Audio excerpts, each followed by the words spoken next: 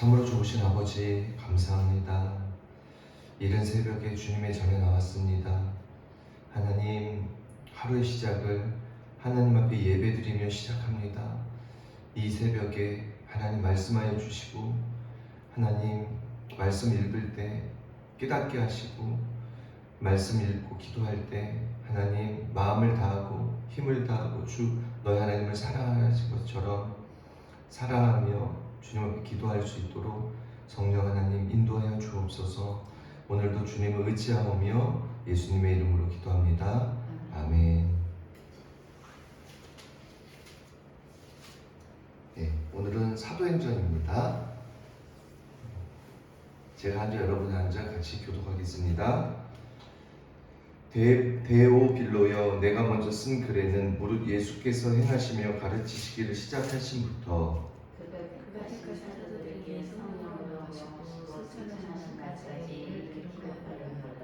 그가 고난 받으신 후에 또한 그들에게 확실한 많은 증거로 친히 살아계심을 나타내사 40일 동안 그들에게 보이시며 하나님 나라의 일을 말씀하시니라. 사도와 함께 모이사 그들에게 분부하여 이르시되 예루살렘을 떠나지 말고 내게서 들은 바 아버지께서 약속한 것을 기다리라. 요한은 물로 세례를 베풀었으나 너희는 몇 날이 못되어 성령으로 세례를 받으리라 하셨느니라. 그들이 모였을 때 예수께서 여쭈어 이르시되 주께서 이스라엘 나라를 회복하시니 시대이니까 하니 이르시되 때와 시기는 아버지께 자기의 권한에 두셨으니 너희는 알 바 아니요. 오직 성령이 너희에게 임하시면 너희가 건너가고 예루살렘과 온 유대와 사마리아 땅 끝까지 이르러 내 증인이 되리라 하시니라. 이 말씀을 마치시고 그들이 보는데 올려져 가시니 구름이 그를 가리어 보이지 않게 하더라.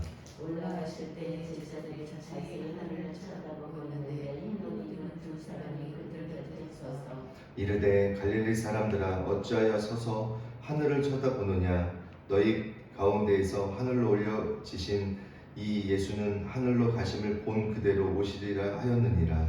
제자들이 감람이라는 산으로부터 예루살렘을 돌아오니 이 산은 예루살렘에서 가까워 안식일에 가기 알려진 길이라. 들어가 그들이 요한은 다락방으로 올라가니 베드로, 요한, 야고보, 안드레, 빌립, 도마와 바돌로메, 마테와 및 알페오의 아들 야고보, 셀로딘 시몬, 야고보의 아들 유다가 다 거기 있어. 여자들과 예수의 어머니 마리아와 예수의 아버지가 더불어 마음을 같이하여 오로지 기도에 힘쓰나. 모인 무리의 수가 약 120명이나 되더라. 그때 베드로가 그 형제들 가운데 일어서서 이르되 형제들아, 성령이 나의 자세히 불평하여 예수를 자들을 간자인자들을 더이겨 미리 말씀하신 성령이 응하였으니 마땅하다. 이 사람은 본래 우리 수 가운데 참여하여 이 직무의 한 부분을 맡았던 자라. 이 사람이 그의 사이로 같은 사도 그의 몸에 곤두박질하여 배가 터져 천자가 다 쏟아나오지라. 이 일이 예루살렘에 사는 모든 사람에게 알려져 그들의 말로는 그 밭을 아켈 다마라 하니 이는 피밭이라는 뜻이라. 시편에 기록되었을 그의 거처를 황폐하게 하시며 여기 거하는 자가 없게 하소서 하였고 또 일렀으되 그의 직분을 탄핵을 취하게 하소서 하였더라. 이러므로 요한의 세례부터 우리 가운데 올려져 가신 날까지 주 예수께서 우리 가운데 출입하실 때에 항상 우리와 함께 했던 사람의 신을 세워서 우리와 더불어 예수의 부활하심을 증언할 사람들이 되어야 하리라 하거늘. 그들이 두 사람을 내세우니 하나는 바사바라고도 하고 별명은 유스도라고도 하는 요셉이요 하나는 마띠아라. 그들이 기도하여 이르되 내 사람들이 말을 하시는 주여 이 사람 중에 누가 중심이 괜찮은가며 봉사와 및 사도의 직무를 대신할 자인지를 보이시옵소서. 유다는 이 직무를 버리고 제 곳으로 갔나이다 하고 제비 뽑아 마띠아를 얻으니 그가 11사도의 수에 들어가리라. 아멘. 드디어 오늘 사도행전이 시작됩니다. 오늘날 현대교회의 모델은 사실은 사도행전적인 교회가 가장 모델을 할 수 있겠죠. 그런데 사도행전적인 그 환경과 지금 현대 사회의 환경이 너무나 다르기 때문에 우리가 사실상 간접 비교한다는 것은 어렵지만 우리가 사도행전적인 그런 정신들을 계승하고 현대교회도 그렇게 닮아가야 될 줄 믿습니다. 3절 그가 고난받으신 후에 또한 그들에게 확실한 많은 증거로 친히 살아계심을 나타내사 40일 동안 그들에게 보이시며 하나님의 나라의 일을 말씀하시니라. 사랑하는 성도 여러분, 저와 여러분의 마음속에 무엇이 있어야 되냐면 하나님의 나라가 있어야 됩니다. 네, 나라 없는 백성은 존재할 수가 없죠.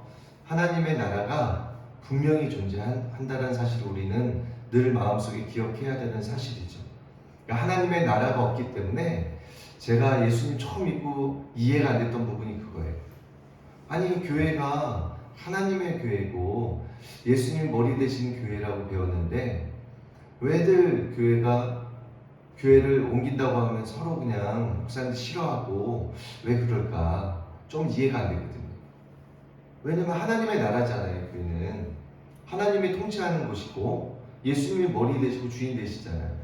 그러면 교회가 잘못된 이단 교회가 아니면 어느 교회를 가더라도 축복하고 그곳에서 잘 신앙생활을 하라고 이렇게 축복하고 잘 보내드리는 게 맞는데 그렇게 하질 않더라고요. 이해가 처음엔 잘 안 되더라고요.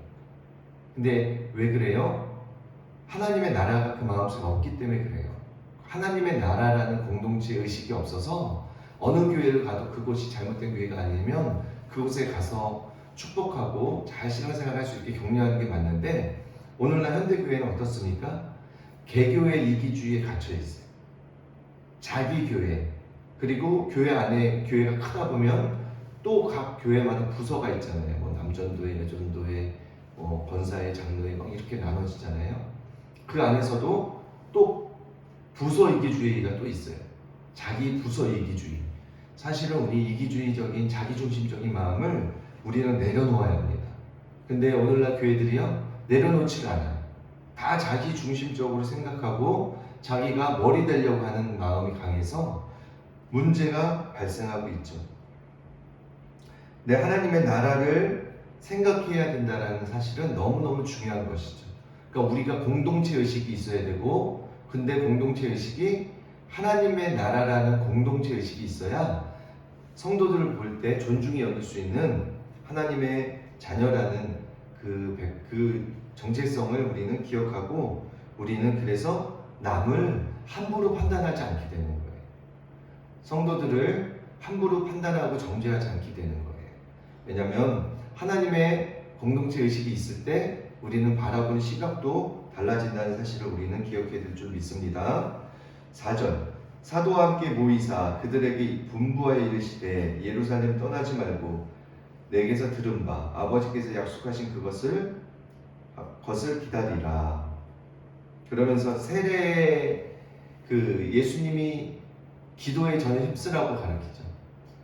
하나님이 이제 약속한 분을 보내주실 텐데 그 분을 받기까지 너희는 모여서 기도에 힘써라. 그래서 제가 몇 년 전에 예루살렘 이스라엘 갔을 때 그 백신문도가 성령 세례 받았던 사도행전에서 나오는 그 터를 가봤어요. 근데요 터는 이게 아직도 남아 있거든요. 완전히 완성된 터는 아닌데 터 중간중간 기둥들도 있는데 그리 넓지 않더라고요. 그러니까 110명이 거기서 만약에 모여서 전혀 기도에 힘썼다면 이게 아주 오밀조밀하게 앉았을 것 같아요. 공간이 그렇게 넓지 않더라고요.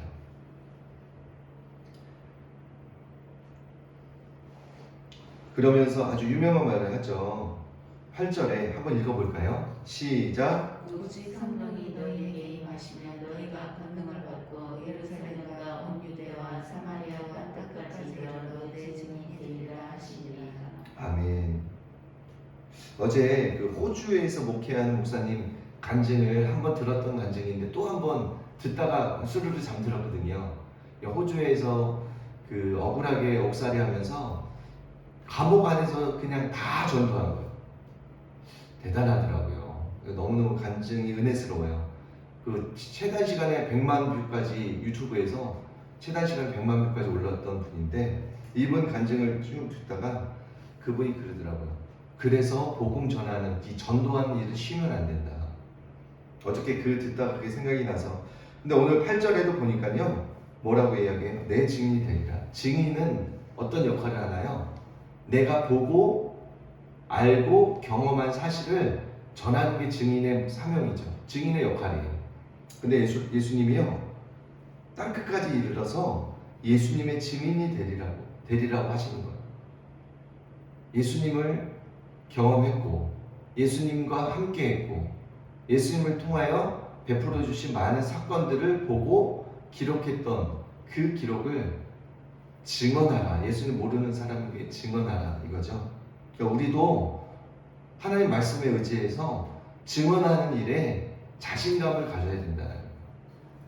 근데 우리나라에서는 사실 그렇다고 하더라고요. 기적이 잘 안 일어나잖아요. 그죠? 근데 해외에서 뭐 핍박이 있는 나라나 이슬람권 중동 지역이나 뭐 타지에서는요, 정말 이 기적이 많이 일어난대요. 그래서 예수님이 행했던 이 일을 그대로 거기서 재현을 해도 그대로 일어나는 것을 너무너무 많이 본대요. 환경이 그래서 그런지. 그래서 우리는 사실은 우리가 믿지 않는 부분도 있고요,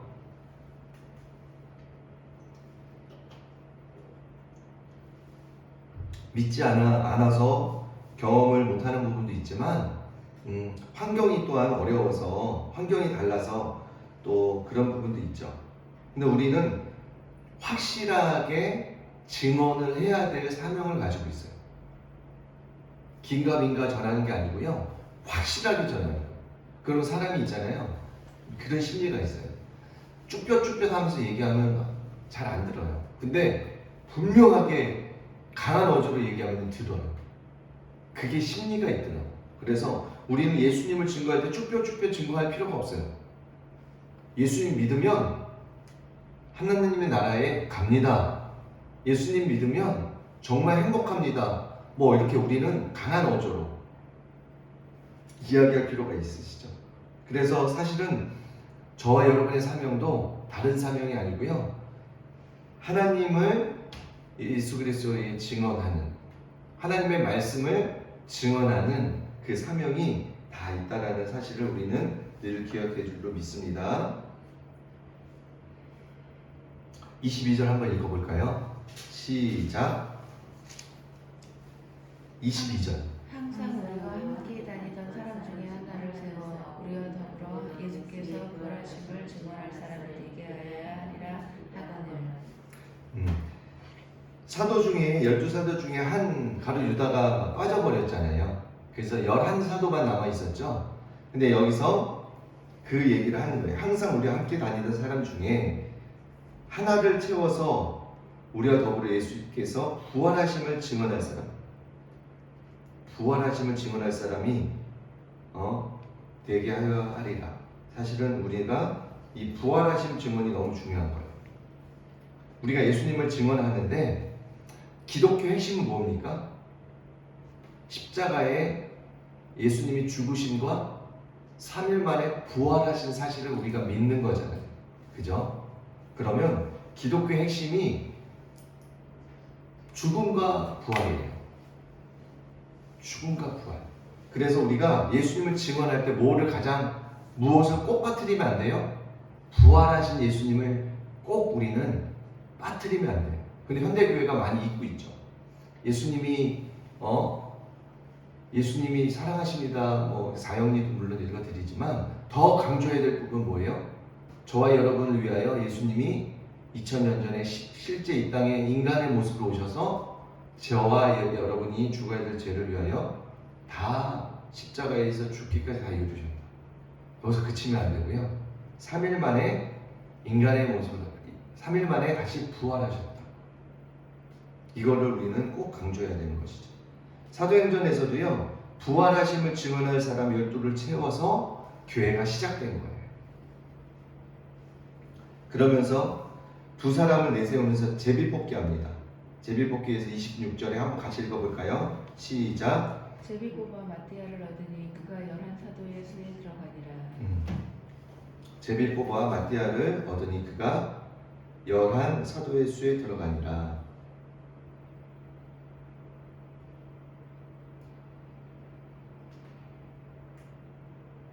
네. 그래서 우리는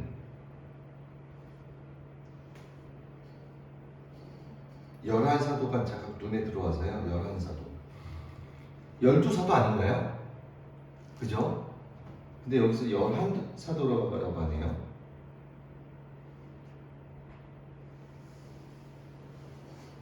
한 명이 죽었으니까 11사도죠. 그래서 마띠아를 얻으면 12사도가 되어야 되잖아요. 그러니까 11사도의 수에 들어갔다는 거죠. 아, 11사도의 수에. 아유, 제가 이해가 안 돼가지고. 11사도의 수에 들어가니라. 아멘. 그래서 사실은 이 사도행전적인 교회의 모델은 사도들의 중요성을 강조하죠. 근데 오늘날 사도하면 왜 이상하게 보죠? 사도의 그 사도적인 그런 직분을 강조하는 교회의 시작입니다. 그래서 오직 성령이 너에게 임하시면 너희가 권능을 받고 예루살렘 온 유대와 사마리아 땅까지 이르러 내 증인이 되리라. 성령 받지 않고 사역을 하는 게 또한 문제가 돼요. 성령을 충분히 받고 성령으로 인하여 내 본성이 훈련되어졌을 때 우리는 비로소 성령의 열매를 맺는 삶을 살아가는데, 훈련되어지지 않은 상태에서 또한 성령 받지 않은 상태에서 그냥 억지로 직분을 맡아서, 목사님들이 작은 교회들은 할 일꾼들이 없으니까 막 2가지, 3가지 일도 맡기거든요.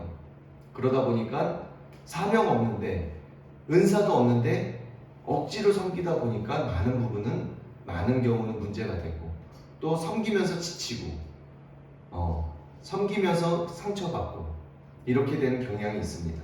사실은 우리는 교회 섬김은요, 받은 은사대로 섬기는 거예요. 내가 말씀의 은사가 있으면 말씀을 가르칠 수 있는 교사나 그런 곳에서 섬기는 거고요.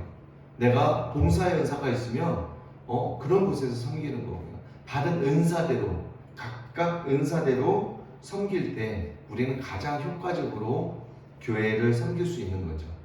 그리고 자기가 받은 은사대로 섬기게 될 때 우리 안에 억지로 섬기는 마음이 아니라 기쁨으로 섬길 수 있는 거예요. 내가 받은 은사, 내가 받은 은혜를 따라서, 은사를 따라서 섬기기 시작할 때 우리는 억지로 섬기는 게 아니라 기쁘게 섬겨나갈 수 있는 것이죠. 그래서 성령을 받는 게 너무너무 중요해요. 그래서 우리가 매일 모여서 기도할 때마다 하나님 오늘도 성령으로 충만케 해달라는 기도를 반드시 해야 합니다. 왜냐하면 성령이 아니고서는 우리 본성품으로는 어느 누구도 사랑할 수가 없고요, 어느 누구도 섬길 수가 없어요. 우리가 섬기는 섬김은 이기적인, 자기중심적인 섬김이에요. 완전한 섬김이 될 수 없어요.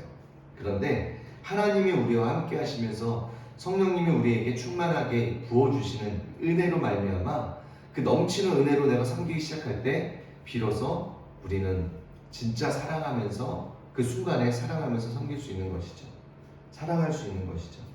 그래서 교회의 태동이 성령님이다.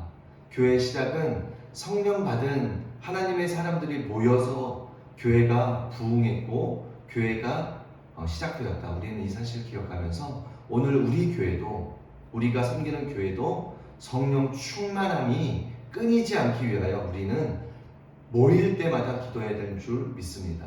성령 충만하게 우리가 기도해야 우리 정욕으로 쓰려고 잘못 기도하는 헛된 기도를 하지 않고요, 하나님 기뻐하시는 기도를 할 수 있는 것이죠. 그래서 성령님 오늘 기도할 때 오늘도 나를 부어주세요. 내 마음을 만져주세요. 성령님 나를 충만하게 축복해 주셔서, 임하여 주셔서 하나님 기뻐하시는 삶 살아갈 수 있게, 그리고 하나님 기뻐하시는 기도 드릴 수 있도록 주님 오늘도 성령으로 충만하게 역사해 주세요 라고 기도하시면서 오늘도 하나님 앞에 개인적으로 기도하면서 나아가겠습니다.